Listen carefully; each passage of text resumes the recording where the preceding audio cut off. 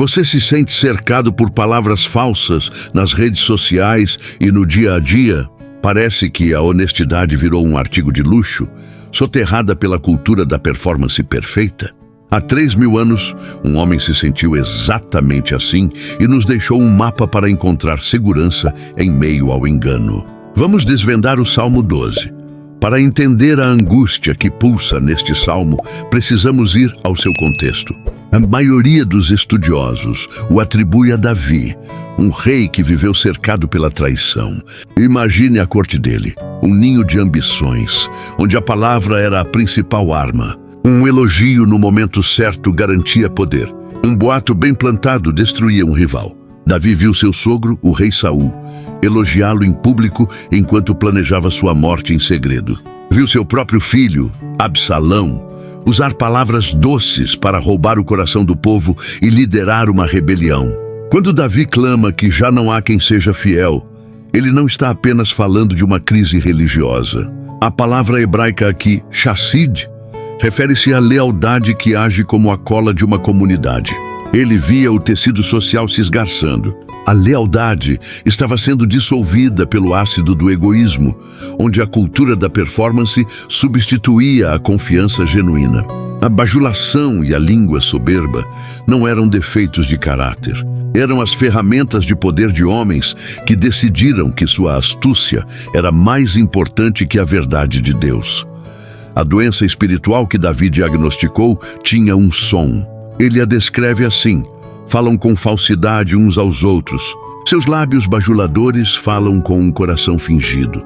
A expressão coração fingido, no hebraico original, é lev valev, que literalmente significa um coração e um coração. A imagem é de uma pessoa com duas faces, uma mostrada ao mundo e outra, a verdadeira, escondida.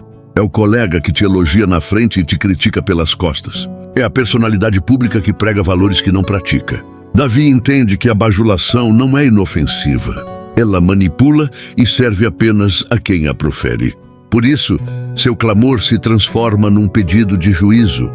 Corte o Senhor todos os lábios bajuladores e a língua que fala com soberba. Aqueles que dizem, venceremos com a nossa língua. Somos donos dos nossos lábios. Quem é Senhor sobre nós? Aqui está a raiz de toda a corrupção. É a declaração de independência arrogante contra Deus. Eles acreditam que sua habilidade de manipular a realidade com palavras lhes dá o controle. A pergunta quem é Senhor sobre nós é o manifesto da cultura da aparência, o eco da serpente no jardim. Mas é quando esse barulho atinge seu volume máximo que uma nova voz se ergue. No momento em que a falsidade humana parece total, o Salmo 12 opera uma virada espetacular. O foco sai do barulho da terra e se volta para o trono do céu. E Deus fala: por causa da opressão dos pobres e do gemido dos necessitados, agora me levantarei, diz o Senhor. Eu lhes darei a segurança que tanto anseiam. A ação de Deus é movida pela compaixão por aqueles que são vítimas da mentira e da manipulação. A frase, agora me levantarei, denota uma intervenção decisiva. Então, Davi faz um contraste genial. Depois de descrever as palavras humanas, impuras e soberbas, ele descreve as de Deus. As palavras do Senhor são puras, como prata refinada em forno de barro, purificada 7 vezes. Imagine que cada mentira, cada postagem falsa que você vê é como uma impureza no metal. A palavra de Deus é como o fogo que queima tudo isso, deixando apenas o que é 100% real e valioso. 7 vezes o número da perfeição. Enquanto as palavras humanas são uma mistura de verdade e engano, as palavras de Deus são totalmente confiáveis. O Salmo conclui com realismo e esperança. Tu, Senhor, nos guardarás. Desta geração nos livrarás para sempre.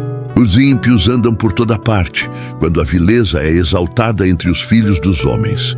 Deus promete proteção, não a remoção imediata do mal. A luta continua, mas com uma diferença crucial. Não lutamos sozinhos. Essa batalha entre a palavra pura de Deus e a linguagem corrompida do homem atravessa toda a Bíblia. Séculos depois, Jeremias lamentaria sobre Judá. Eles tensionam a língua como um arco para a mentira. Cuidado cada um com o seu amigo e não confie em nenhum irmão. Provérbios nos adverte que a boca bajuladora provoca a ruína. A sabedoria bíblica sempre entendeu que a corrupção da fala leva à destruição. Mas é no Novo Testamento que esse contraste atinge seu clímax. Jesus Cristo entra em cena como o Verbo que se fez carne, a verdade encarnada. Ele confronta a hipocrisia dos líderes religiosos e identifica a fonte última da mentira ao dizer: vocês pertencem ao pai de vocês, o diabo.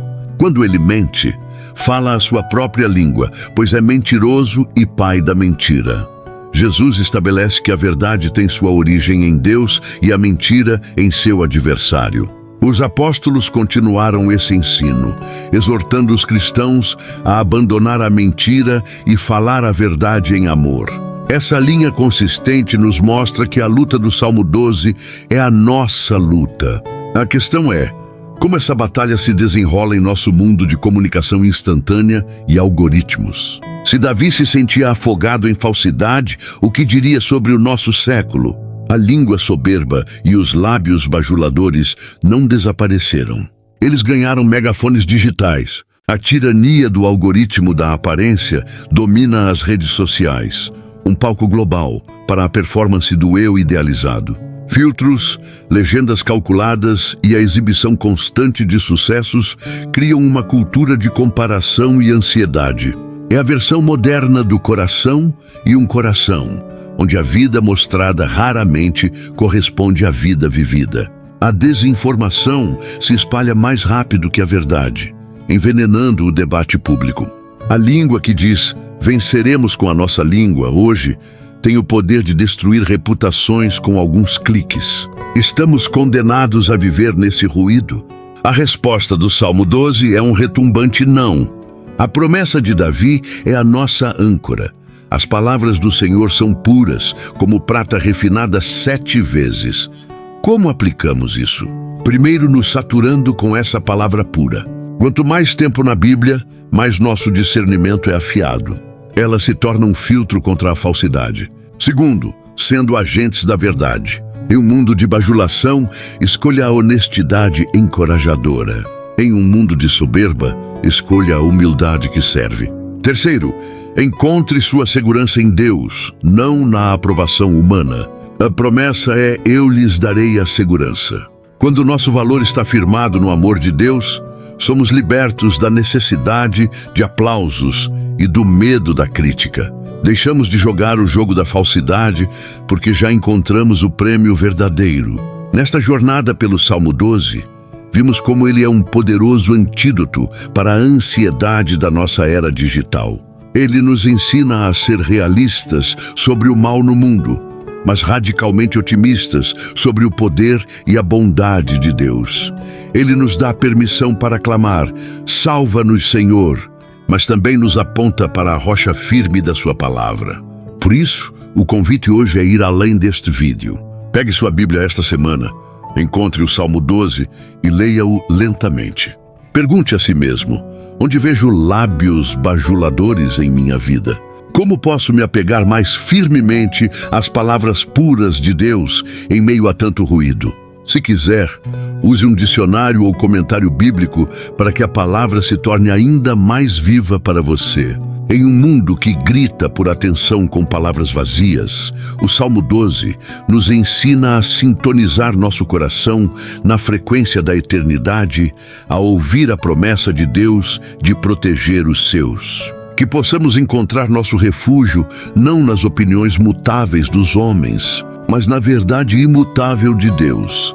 Se esta mensagem fortaleceu sua fé, compartilhe este vídeo com alguém que precisa de um lembrete de que a verdade de Deus sempre prevalecerá. E comente abaixo qual versículo do Salmo 12 mais falou com você. Que a paz de Deus, que excede todo o entendimento, guarde o seu coração e a sua mente em Cristo Jesus.